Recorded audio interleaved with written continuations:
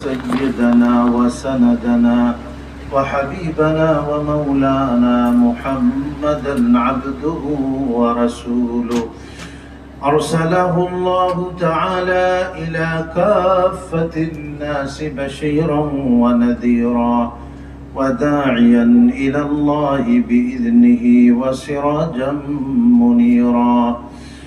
أما بعد فقد قال الله تبارك وتعالى: أعوذ بالله من الشيطان الرجيم.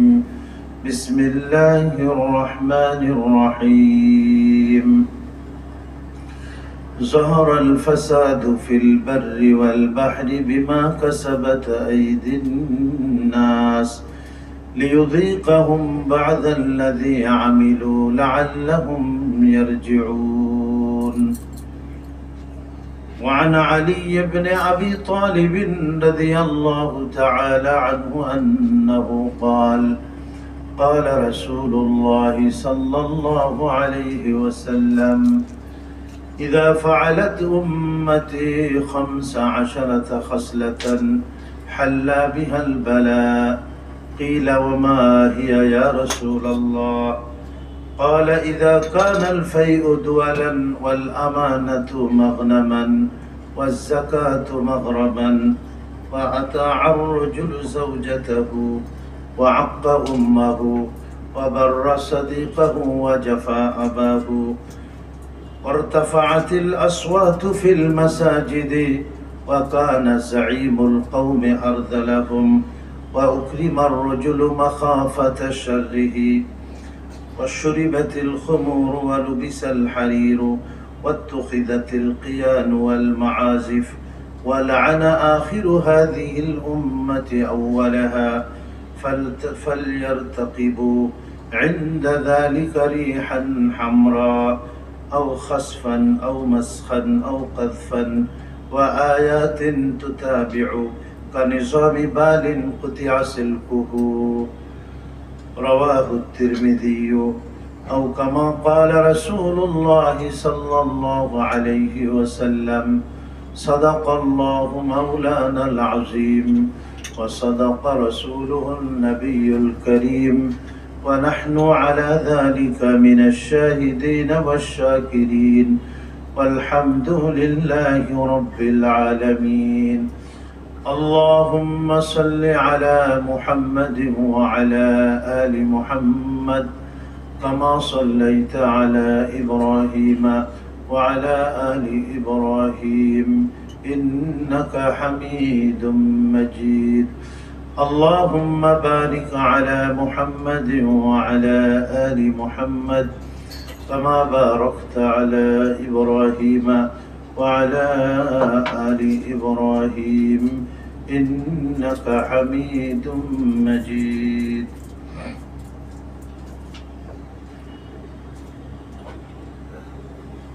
সম্মানিত মুসল্লিয়ানে কেরাম, উপস্থিত দিনদার মুসলমান ভাই বোন, মহান আল্লাহ পাকের অসংখ্য মেহেরবানি যে তিনি আমাদিগকে হায়াতে বাকি রেখেছেন। অনেকেই এই এক সপ্তাহের মধ্যে পৃথিবী থেকে চিরবিদায় নিয়ে গেছেন।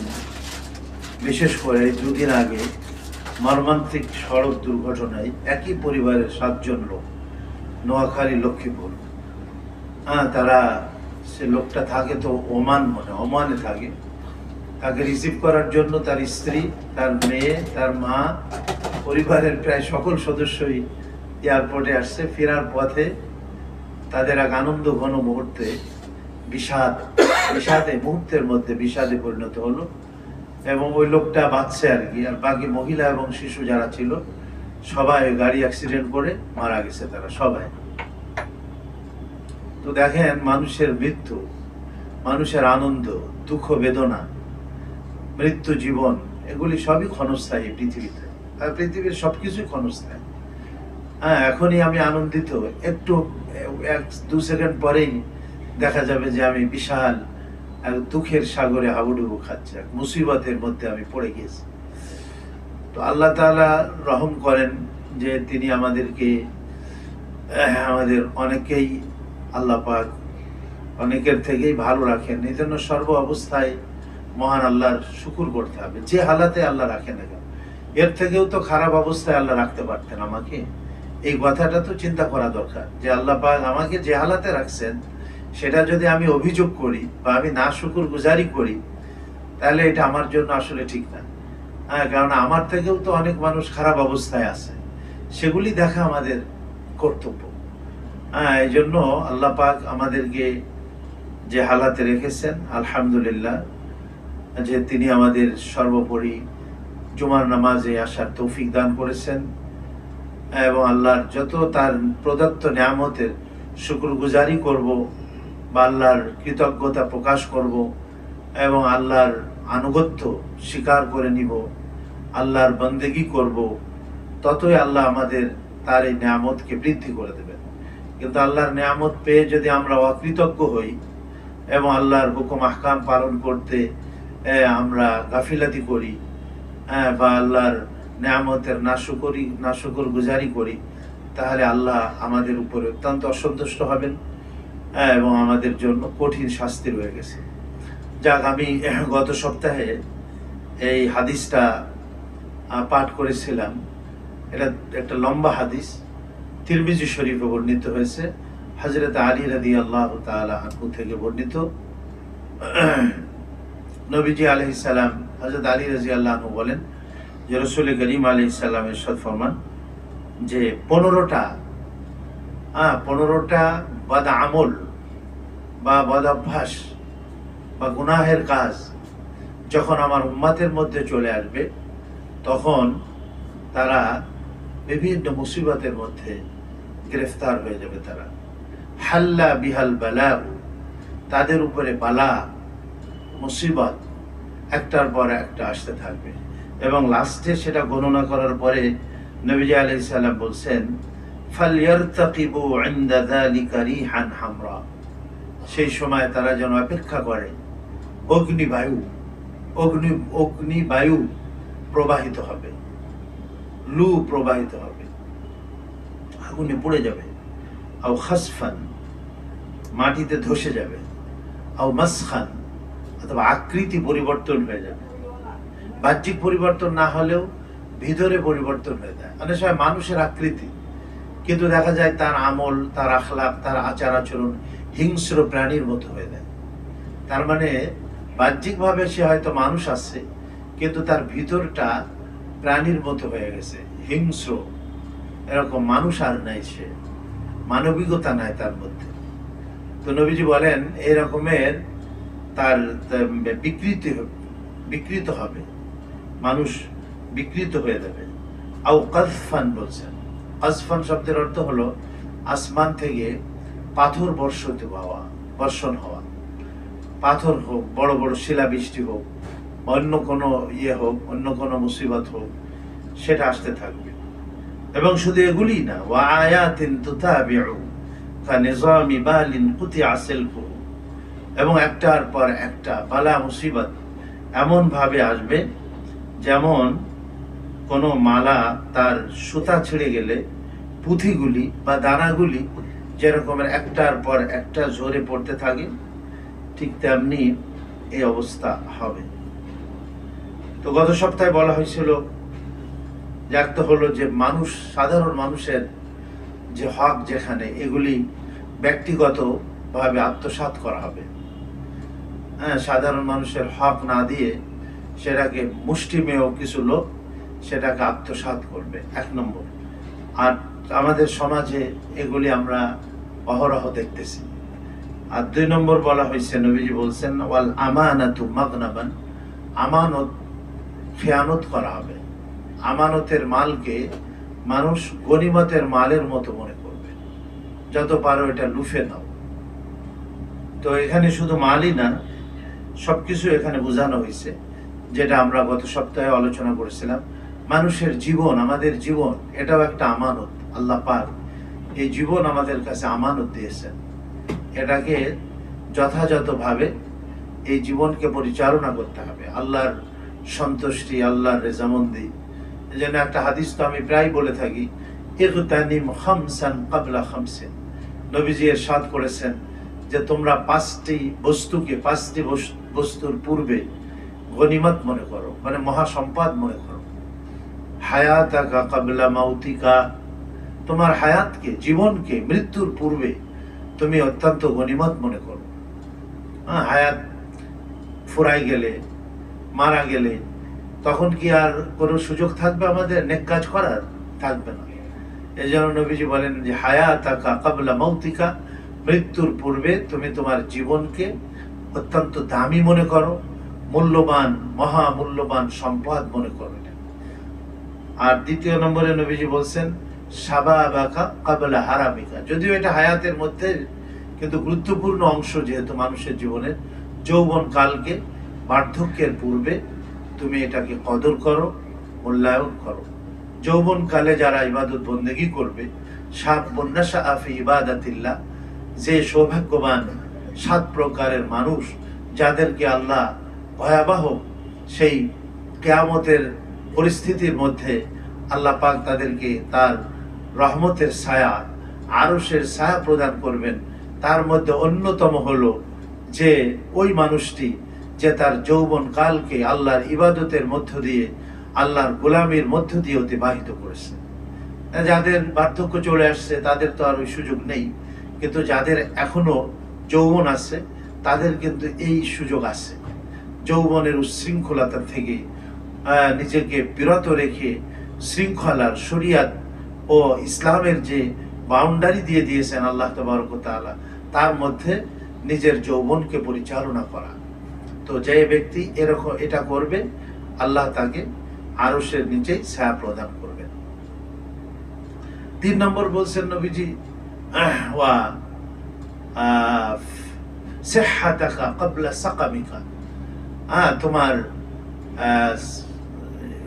অসুস্থতার পূর্বে সুস্থ, আল্লাহ পাক তোমাকে সুস্থতা প্রদান করেছেন, সুস্থতার নিয়ামত আল্লাহ তোমাকে দিয়েছেন। সেহাত মানে সুস্থতা। তো এই সুস্থতাকে তুমি মূল্যবান মনে করো, এটাকে তুমি কাজে লাগাও সুস্থতাকে, এবং ভালো কাজের মধ্যে তুমি তোমার এই সুস্থতাকে তুমি কি করো? ব্যয় করো। আর মানুষ যখন অসুস্থ হয়ে পড়ে তখন তো সে আর কোনো কাজ করতে পারে না। অসুস্থতার মধ্যে শারীরিক বিভিন্ন রকমের অসুস্থতা মানুষের চলে আসে। বার্ধক্য আসলে বার্ধক্যতাই একটা অসুস্থতা। তো এই জন্য সুস্থতাকে তুমি অসুস্থতার পূর্বে গনিমত মনে করো এবং মহাসম্পদ মনে করো। আর 4 নম্বরে নবীজি আলাইহিস সালাম বলছেন গিনাকা ক্বাবলা ফাকরিকা।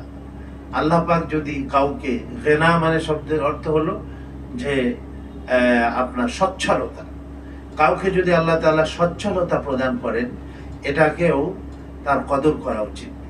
মাল সম্পদ দিয়েছেন, এই মাল সম্পদের হক কি কি আছে সেটা তার জানা উচিত, এবং তার এই সম্পদের মধ্যে যাদের হক রয়েছে সে হকগুলি পুরো করা উচিত।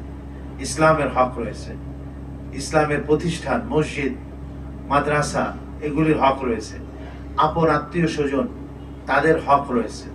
গরিব, এতিম, অনাথ, বিধবা যারা, পাড়া প্রতিবেশী, তাদের এই সম্পদের মধ্যে হক রয়েছে। আল্লাহ কোরআনে পাকে বিভিন্ন জায়গায় সম্বন্ধে বলছেন।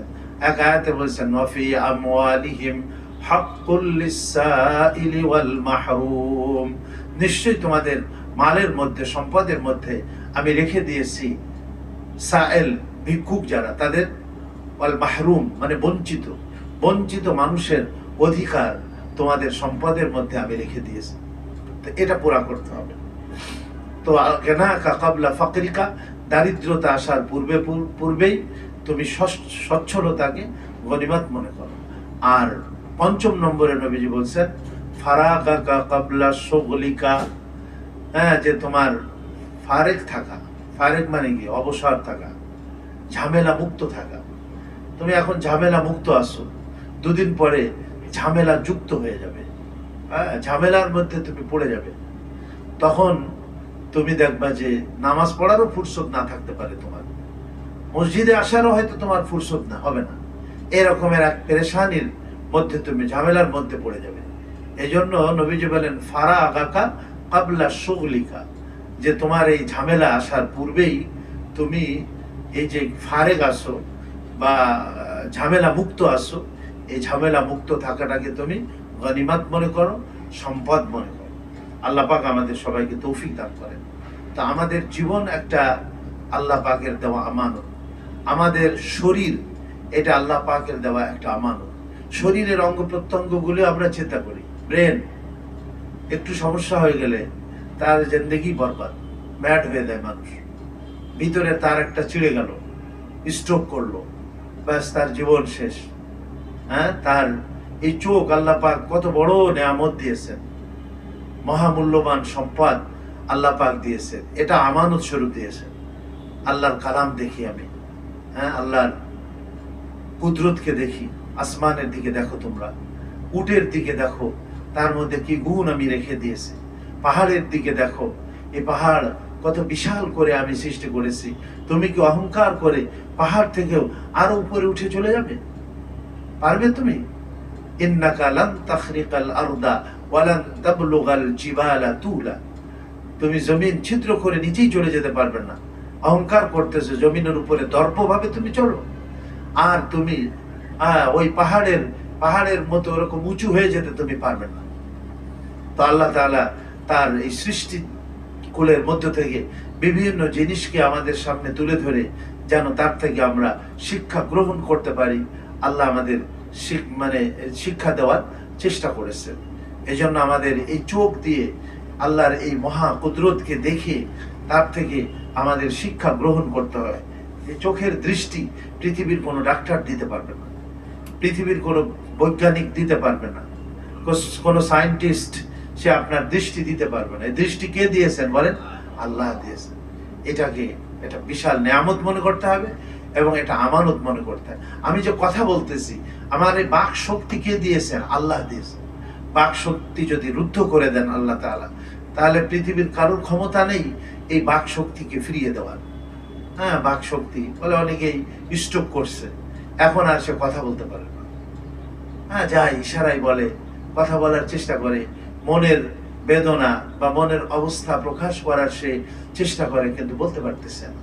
তা আল্লাহ যে আমাকে এই যে বলার শক্তি দিয়েছেন, মনের অবস্থা আমি প্রকাশ করতে পারতেছি অন্যের সামনে, এটা আল্লাহ পাকের কত বড় নিয়ামত।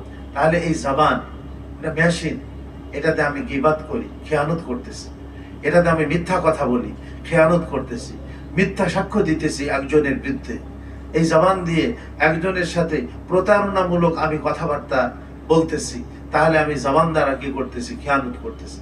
আল্লাহ তাআলা কান দিয়েছেন ভালো কথা শোনার জন্য, মিথ্যা কথা, অন্যায় কথা, বাজে কথা, অনর্থক কথা শোনার জন্য আল্লাহ দেন নাই।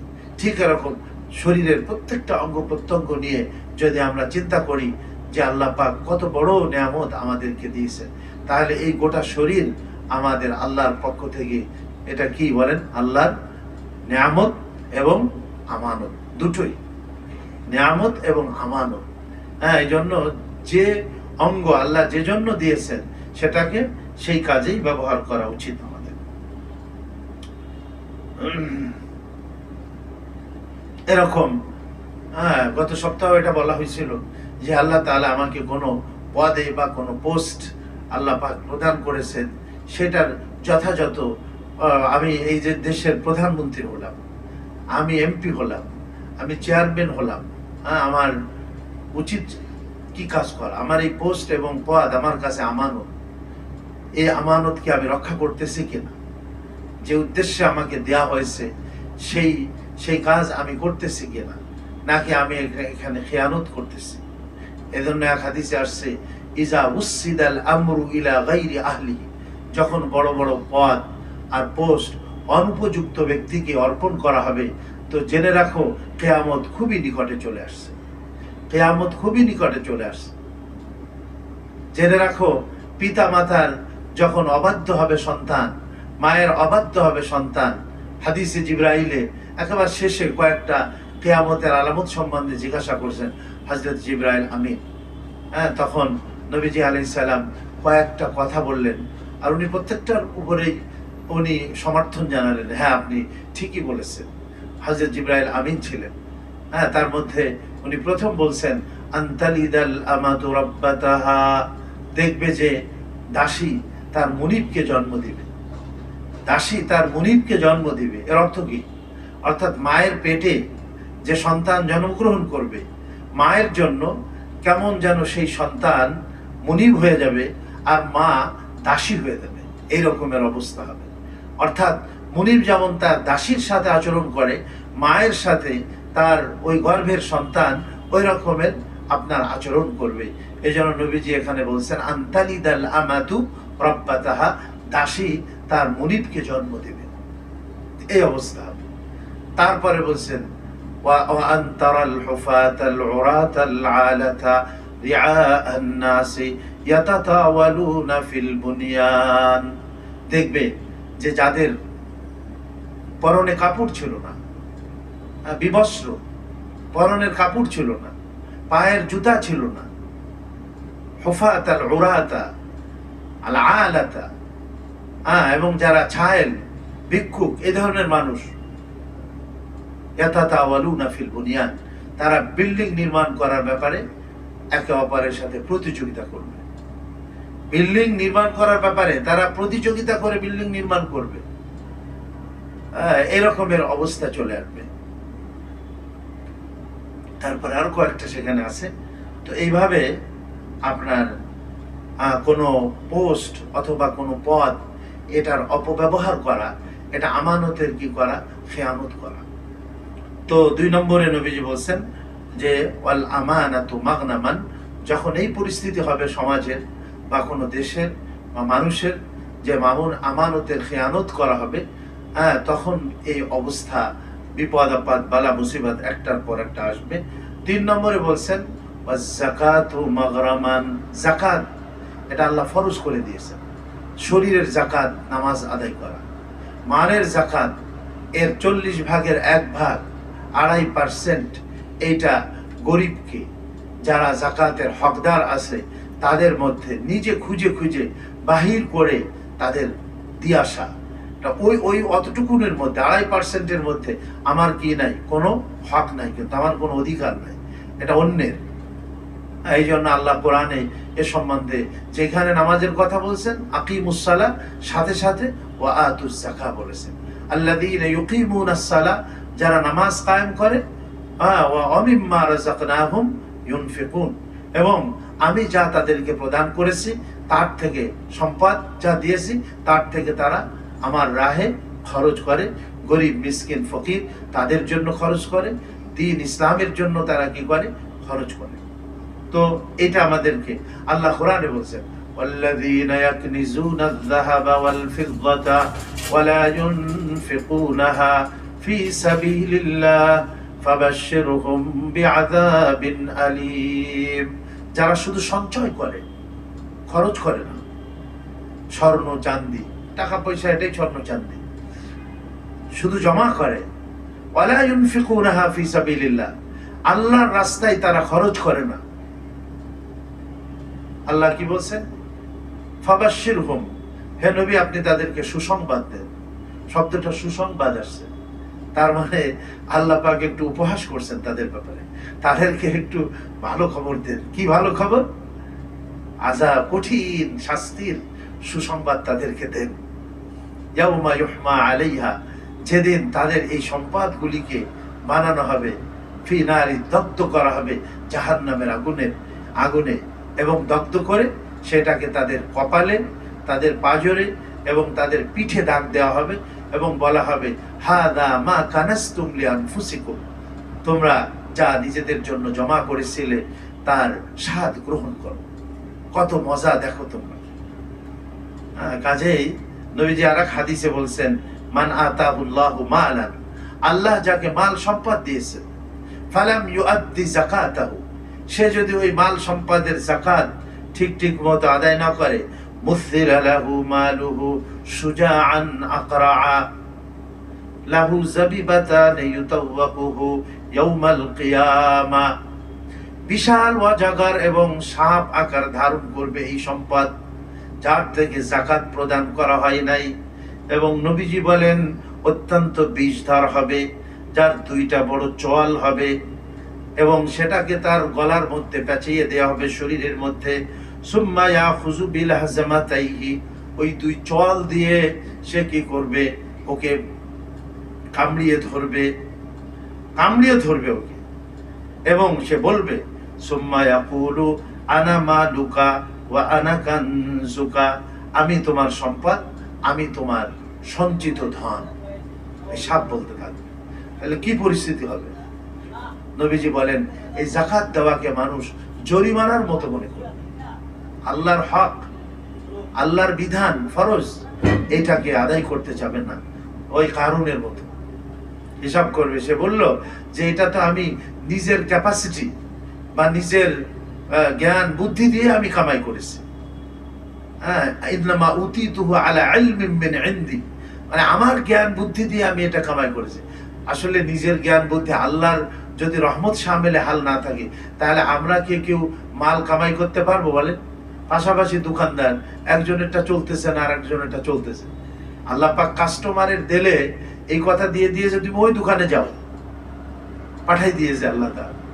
আল্লাহ যদি আসমান থেকে বৃষ্টি না বর্ষণ না করেন, তাহলে কৃষক কি জমিন থেকে ফসল ফলাইতে পারবে? পারবে না। আল্লাহ যদি সুস্থ না রাখেন, আমি চাকরি করে আমি কি কামাই করতে পারবো বলেন? তাহলে তো আমার ব্রেন, আমার চোখ, আমার জবান, আমার কান, আমার সমস্ত এনার্জি, এসব কিছু কার দেওয়া বলেন? আল্লাহর দেওয়া। তা আমি কিভাবে এটা মনে করতে পারি কারুনের মতো যে আমি আমার নিজের যোগ্যতা দ্বারা এই সম্পদ কামাই করেছি, আল্লাহর রহমত যদি না থাকে? অথচ মানুষ এই যাকাত দেওয়াটাকে সেই সময় এসে জরিমানা মনে করবে। 4 নম্বর এবং 5 নম্বর দুটো একসাথে বলি। আতা আর রাজুলু যাওজাতাহু ওয়া আক্কা উম্মাহু, সেই সময় সমাজের পরিবেশ এমন হয়ে যাবে যে মানুষ, সন্তান তার মাকে কষ্ট দিবে, স্ত্রীর কথা মতো চলবে, স্ত্রীর কথা মতো চলবে, আর মাকে কি করবে? কষ্ট দিবে। আর 6 আর 7 হলো বাররা সাদিকাহু ওয়া জাফা আবাহু, বন্ধুর কথা মতো চলবে, বন্ধুর অনুগত হবে এবং পিতার অবাধ্য হবে, পিতাকে দূরে সরাই দেবে। বন্ধু যেটা বলবে, পরামর্শ দিবে, সেটা সে করবে। বাপ যেটা বলবে সেটা সে করবে না। মা যেটা বলবে সেটা করবে না। স্ত্রী যেটা বলবে সেটা করবে। নাউজুবিল্লাহি মিন যালিক। সমাজের চিত্র এই হাদিসে পাকের সাথে একেবারে হুবহু আমরা মিলাইতে পারি। সব মিলে গেছে। আজকে ছেলে মেয়ে তাদের কি পরিস্থিতি, বন্ধু বান্ধব তাদের কথা মতো চলে, মা বাপের কথা কি তারা শোনে না।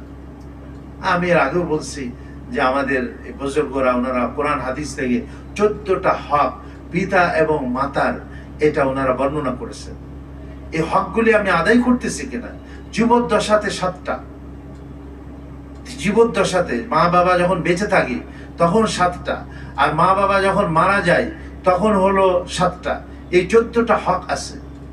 তা আমরা তো খেয়ালও করি না যে মা বাপের হক আমি ঠিক মতো আদায় করতে। সূরা বনী ইসরাইল পড়েন, সূরা আহকাফের শেষে এবং বিভিন্ন সূরার শেষে আল্লাহ পাকের হকের পরেই পিতা মাতার হকের কথা আল্লাহ তাআলা বলছেন। একজন সাহাবী রাসূল করিম আলাইহিস সালামের কাছে আসছেন, মান আবাররু ইয়া রাসূলুল্লাহ, আমার সদ্ব্যবহার পাওয়ার যোগ্য পৃথিবীর মধ্যে সবথেকে বেশি কি? মান আবাররু ইয়া রাসূলুল্লাহ, আমার ভালো ব্যবহার পাওয়ার যোগ্য পৃথিবীর মধ্যে সবথেকে কে বেশি? নবীজি বললেন উম্মুকা। কি বললেন? তোমার মা, তোমার আম্মা। আবার জিজ্ঞাসা করলেন, আবার একই কথা বললেন, উম্মুকা, তোমার আম্মা। ওই লোকটা আবার প্রশ্ন করলো, ইয়া রাসূলুল্লাহ মান আবাররু, সব থেকে সৎ সুন্দর আচরণ পাওয়ার যোগ্য পৃথিবীর মধ্যে বেশি কে? নবীজি বললেন আবার উম্মুকা, তোমার মা। 3 বার বললেন। কেন? কোরআনের মধ্যে আসছে হামালাতু উম্মুহু কুরহান আলা কুরহিন ওয়াহনান আলা ওয়াহনিন।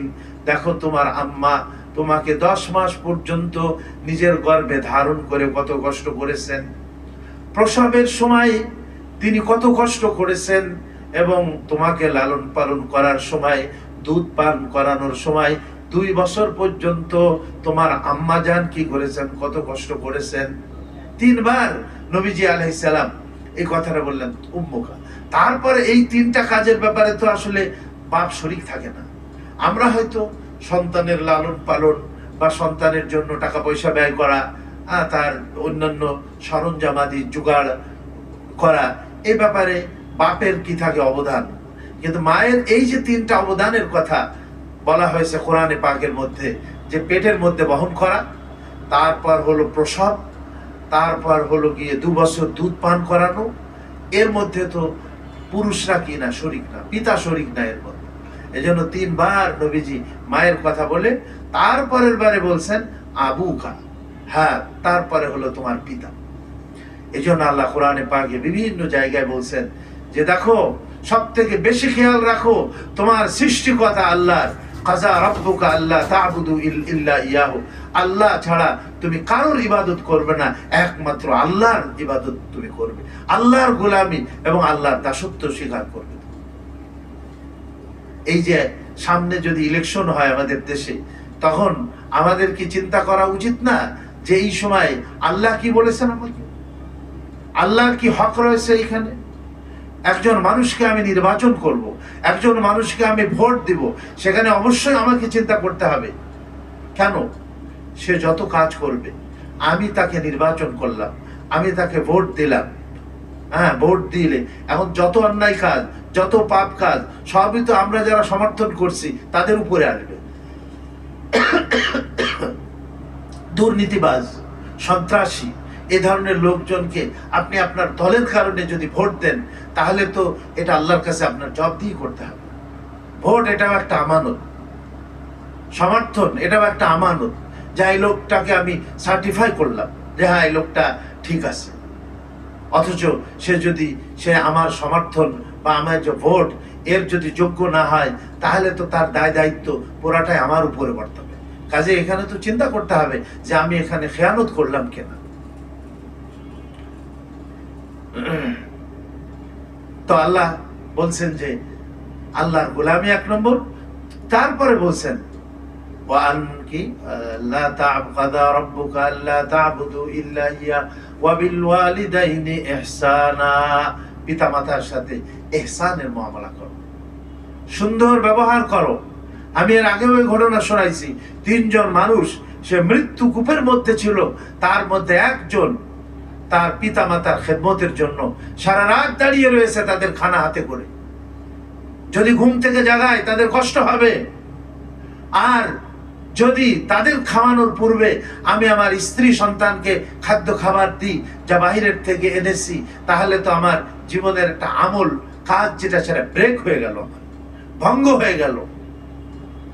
তো সে সন্তানকে প্রাধান্য দেয়নি, সে পিতা মাতাকেই প্রাধান্য দেওয়ার যে নীতি গ্রহণ করছে সেটাকে ঠিক রেখে সারা রাত দাঁড়িয়ে রয়েছে। মা বাবা যখন ঘুম থেকে উঠছে তখন মা বাবাকে খাওয়াইছে, তারপরে স্ত্রী বা সন্তান সন্ততিকে খাবার দিয়েছে। নবীজি বলছেন যে সে যখন এভাবে দোয়া করছে যে আল্লাহ এই খেদমতটুকুন যদি আমি তোমার জন্য করে থাকি, আজকে এই মৃত্যু কূপের মধ্যে আমরা মৃত্যুর প্রহার গুনতেছি, তুমি আমাদের জন্য নাজাত ও মুক্তির ব্যবস্থা করে দাও। বলে ওই পাথর একটু সরে গেল। তারপরে আরো 2 জন ওই ধরনের 2টা আমলের করে আল্লাহর কাছে দোয়া করছে, আল্লাহ দেখা গেল আল্লাহ পাক ওই পাথর সরিয়ে দিয়ে তাদের নাজাত ও মুক্তির ব্যবস্থা করে দিলেন। সুবহানাল্লাহ। অথচ শেষ জামানায় এমন হবে যে মানুষ পিতা মাতার নাফরমানি করবে, পিতা মাতার অবাধ্য হবে, তাদের কথার প্রতি কোনো কর্ণপাত করবে না। ভালো কথা হইল, হ্যাঁ শরিয়ত বিরোধী কথাবার্তা বললে, এই তুই নামাজে যাস না, মসজিদে যাস না, দাড়ি রাখিস না, এইটা তো শোনা যাবে না। কারণ আমার তো শরিয়তটা আগে, আমার আল্লাহ এবং আল্লাহ রসুলের বিধান যেটা সেটা তো আগে। এজন্য শরিয়তের সীমারেখার মধ্যে আব্বা আম্মা যতক্ষণ বলবে ততক্ষণ আমরা যারা সন্তান আমাদের সেটা কি করতে হবে, মানতে হবে। একজন জিহাদে যাবে, ওই সময় জিহাদে যাওয়া কত জরুরি ছিল, সক্ষম শক্তিমান মানুষের। উনি আসে বলছে যে আমার আম্মা বেঁচে আছেন বা আমার মা বাবা আছেন, তাদের খেদমতের কোনো লোক নাই। নবীজি তাকে ওই যুদ্ধের ময়দানে যাওয়া কত জরুরি একজন সৈনিকের জন্য, কিন্তু তাকে পাঠায় দিলেন যে না যাও ফিহিমা ফাজহাদ, যাও তুমি তোমার পিতা মাতার কাছে যাও, তাদের খেদমত করো, এবং আল্লাহ তোমাকে জেহাদের সওয়াব দান করবেন, সেখানে খেদমত করো। অথচ আমরা নেগলেন্সি করি, আমরা এই বিষয়টা একেবারেই কি করি, গাফিলাতি করি। এটা উচিত না আমাদের।